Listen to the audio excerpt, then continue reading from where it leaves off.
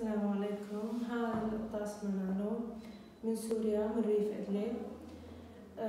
كانت بسوريا عايشة وسعيدة كتير مع عيلتها، مبسوطين وأمان الحمد لله. صارت الحرب بسوريا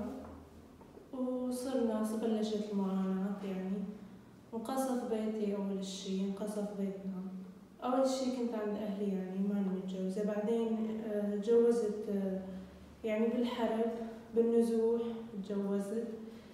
بعدين بركت مع جوزي ببيتي، بعدين انقصف البيت فاضطرينا نبرك مع أهل جوزي بالبرية مدة 4 سنين. بعدين كل ما الوضع هناك يصير أسوأ، يعني نتأمل إنه نحن ما بدنا نترك بلدنا، ما بدنا نترك أهلنا ونطلع، نتأمل إنه يصير الوضع أحسن. كل ما الوضع أسوأ، كل ما يعني ننزح محل يصير فيه ضرب أكتر. بعدين طلعنا، ما بقى في فرص عمل، ما بقى في أمان، ما بقى في. قررنا نطلع على تركيا.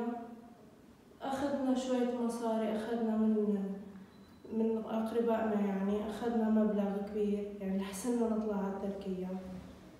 طلعنا على تركيا على أساس إذن يعني وما رح نتعذب فالطريق كان كتير صعب وعانينا كتير لبين ما وصلنا.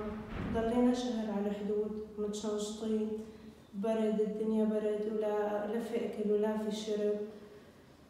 والحمد لله بعدين حسنا نفوت بعد عذاب. فتنا على تركيا، فوتونا تحت الأرض، بعدين فتنا بالعاصي، بعدين بين الجبال صرنا نركض، بعدين الحمد لله فتنا على تركيا.